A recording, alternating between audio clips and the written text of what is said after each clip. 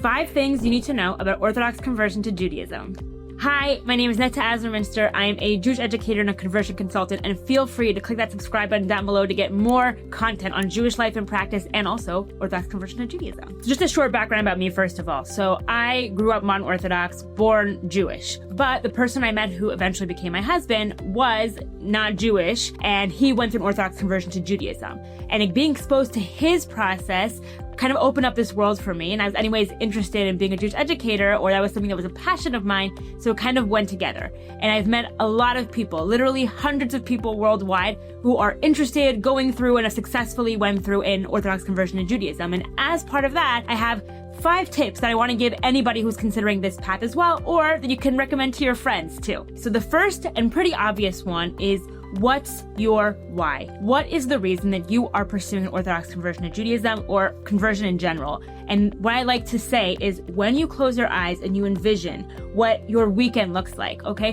What do you want to be around your Shabbat table? What do you want, if you want a Shabbat table at all, what do you want that to look like? And that gives you an answer for what you want to do in your path, if this is right for you, and if you can envision yourself the Orthodox conversion to Judaism or becoming Jewish in general, right? Regarding just, also it's important to mention, you don't have to do everything all in a moment, and we'll get to that. But also, you don't have to have some sort of epiphany moment that basically says, oh, I'm going to be Jewish, I'm going to be an Orthodox Jew, I'm going to do everything all at once, switch, I'm doing it, and that's it. So you don't have to have that. And so it's important to be aware. It could be something that happens gradually over time, that you connect to various things, and that way you are now connected and want to pursue the Orthodox conversion to Judaism. The other question that I often get regarding this, what's your why, is that people are converting for the sake of marriage, or because of a partner, or because of a person, and that's not okay, that's not acceptable, it's not legitimate. So yes, it's not acceptable that is the only reason you would be pursuing Orthodox conversion to Judaism, meaning you're doing it for the sake of just marrying this person, but you're really not interested in Judaism, not interested in doing any of the practices whatsoever. You're just doing it for the sake you want to be with this particular person. So that's a problem, because you are essentially going into a process that you are taking upon yourselves the obligation to do various mitzvot, various obligations, like Shabbat, like keeping kosher, like family purity, like modesty, and et cetera, et cetera, et cetera. And you have to be taking upon that obligation on yourself. It's between you and Hashem and God. And you can't be doing this process for the sake of somebody else. So it has to be for you. At the same time, most people convert or pursue conversion because they were inspired by someone. It could be a friend, it could be an interaction, it could be an exposure to Judaism in some way, and it could also be having a romantic partner who inspired you to connect further to Judaism in some way, form, or fashion. So that is completely acceptable, and the thing is, you want to say that they are the trigger. They have led you to this process of conversion, but they are not the reason, okay? So I'll just say that in our relationship with me and my husband, we were very upfront that the reason that he was pursuing Orthodox conversion to Judaism was the fact that he met me, and probably if he had not met me, he would not have thought of it or pursued it. But nonetheless, this was something that it was inspiring to him. He connected to it. He was doing it all on his own, further immersing in prayers, going to synagogue, going to families, and taking upon himself all these obligations that Orthodox Judaism requires. But nonetheless, it came from the spark, the trigger, the connection, the inspiration that an individual person had. So I want to just separate that and say, yes, not for the sake of marriage, but yes, you can have somebody inspire you to then pursue conversion. The second one I called Beit Din versus community, and I'll explain. So basically, when you're interested in pursuing the Orthodox conversion to Judaism, you first need to find a sponsor rabbi. That means you go to a particular synagogue in your area and you reach out to that rabbi and explain your process, your journey, your interests, and they, in response, choose to take you as a conversion candidate and say, I am vouching for you, I believe in your journey, I'll be guiding you personally on your journey, you'll be immersed in the community, we're going to connect to our community, and they also represent you to the Beit Din. The Beit Din is the Rabbinic Council, which exists, there's a lot worldwide, and every synagogue is connected to some sort of Beit Din, if they do actual conversion. Some don't, but those who do have to be connected to some sort of Beit Din.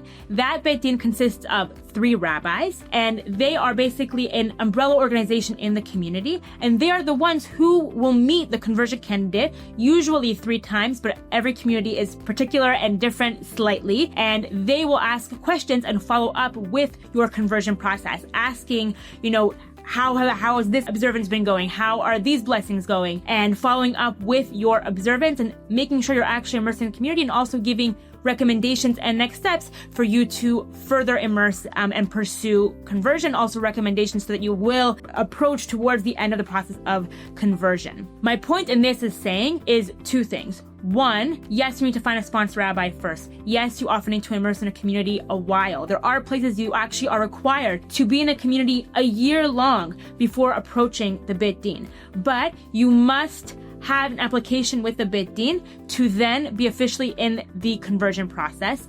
And also, at the end of the day, the Beit Din, this rabbinic council of 3 rabbis, are the ones who sign your conversion certificate. They are the ones who have to be there in the mikveh with you. They are the ones who have to approve and be a part of the official sides of the process. And so yes, they're not with you on a daily or weekly basis and asking all your day-to-day questions. That's what the sponsor rabbi is for. But they are the ones who officially determine and make the final decision about your conversion and when you are ready, or that they actually require you to delay a little bit. So they are the deciding factor. They're the ones who determine it, which is why officially you are in the process when you have an application with the Beit Din, and I cannot stress that enough. People tell me that they have been in the conversion process for a long time and they're learning, which again is a huge part, an important part of the conversion, because as I mentioned beforehand, you need to define your why. But when you want to officially start the process, you really need that sponsor rabbi and the application with the Beit Din. Without those two things, you are not officially in the process, and it really is important to be aware of that. If you have further questions about the different kinds of Beit Dins, what kind of rabbis you have in your area, if the rabbi you have right now is the one that is right for you and your conversion journey, that's why I do consultations, and I have a link below so you can reach out to me for a personal consultation. We can discuss further about what fits you and your journey. The third tip is be comfortable in the uncomfortable. What does that mean? You are going to feel very uncomfortable when you first start immersing in the journey, going to synagogue, hearing Hebrew, hearing the prayers and blessings, being in holidays. Everything's going to feel very strange and foreign and unfamiliar, unless you obviously grew up with it and know about it. But there are going to be things that are strange, weird, especially if you don't know Hebrew, especially if you don't know prayers and blessings and how things generally operate. Everything's going to be new, and you have to be aware, and it's a very humbling moment of being in a space and really being totally confused and out of place completely. And at the same time, that is completely part of the process, and you are encouraged to ask questions and you are encouraged to be immersed. And that is the beautiful thing about learning and being in the process, that it's not a second and immediate change, is that you are supposed to be learning slowly and taking these things upon yourself. So once you are able to feel comfortable in this uncomfortable situation, then you really can immerse in the process of Orthodox conversion and also the process of learning in of itself. But just know that's completely normal. And the fourth tip is actually related to that according to rabbis, we have a concept that you are basically supposed to start practicing whatever you learn, which is why usually the Beit Din and the rabbi will give you a curriculum, a set out curriculum that they have an idea in general what you should be learning and in what order. So the idea is that you might be learning about keeping kosher, like the dietary Jewish laws, towards your second meeting or later along in your process. But if you haven't learned it yet, you are not obligated to take it upon yourself. So even if you are meeting the Beit Din and going to shul regularly and going to synagogue regularly, prayers and blessings and everything, but you haven't learned the specifics about keeping Shabbat in a certain way, or keeping kashrut, or family purity and modesty and everything, and there's certain things that you won't do until after conversion completely, then you are not obligated to do that. And so it's really important to understand that it is a process. No one is expecting you to keep everything the following day after you've submitted your application to the Beit Din. There really is an understanding that you need these 3 meetings. You need a year to really immerse and be able to fully learn and completely be immersed in the process in the community and be exposed and looking and seeing and sharing this experience with other people and being able to ask questions so you can really embrace this practice and life yourself. So just know that it is a process. It's recognized as such, and also until you learn about something, you're not obligated in doing it. And in general, there are things for people who are converting that you're not supposed to do until you've actually finished your process. And that's worth discussing with your rabbi, or again, further discussing with me. And the final tip that I think is so important and a huge part of the process, and I call it honesty is the best policy. And this has to do with interacting with your non-Jewish family or non-Jewish friends, and how do you explain to them this whole process that you are going through. And it can be very hard. Sometimes this is a huge big deal, especially if people are coming from other faiths that don't align and match with Judaism, and that becomes a huge issue for sure. But if not, in any case, it is a change, it's a transformation you have to explain. So what I truly believe, and I really recommend, and I see it myself, that this has really worked in our family and in general when I've told other people to do so, is really feel confident in the Jewish practices and be able to explain.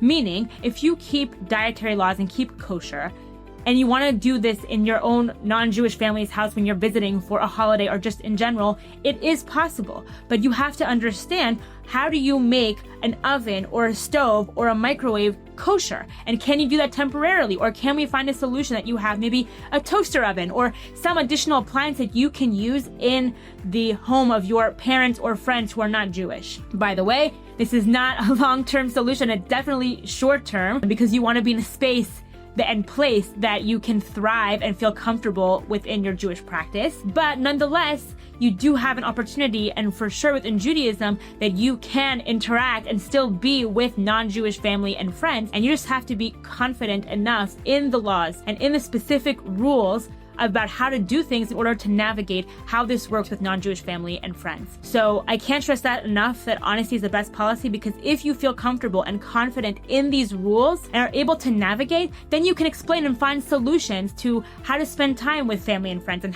that they are important for you, and you want to dedicate the time and you want to make the effort. Through that, and through being honest and being open and finding those solutions together and being confident also in what the laws in Judaism actually are, you can find the solutions and ways to navigate this new relationship and make it work also with family that is not Jewish and friends who are not Jewish, who are exploring this whole new world along with you, and you have to bring along your journey as well. There are so many details and things to consider when you are immersing and going into this process of Orthodox conversion to Judaism, and I hope this video has provided a little bit more guidance and encouragement and things to think about when you are considering this path and process, or if you know a friend who's going through this process as well. I am really honored that I've helped hundreds of people so far worldwide, including my own husband. And if this speaks to you in some way and you're interested in learning more, feel free to comment, visit my website, or reach out privately on Instagram. I'd be happy to help you further immerse in your journey.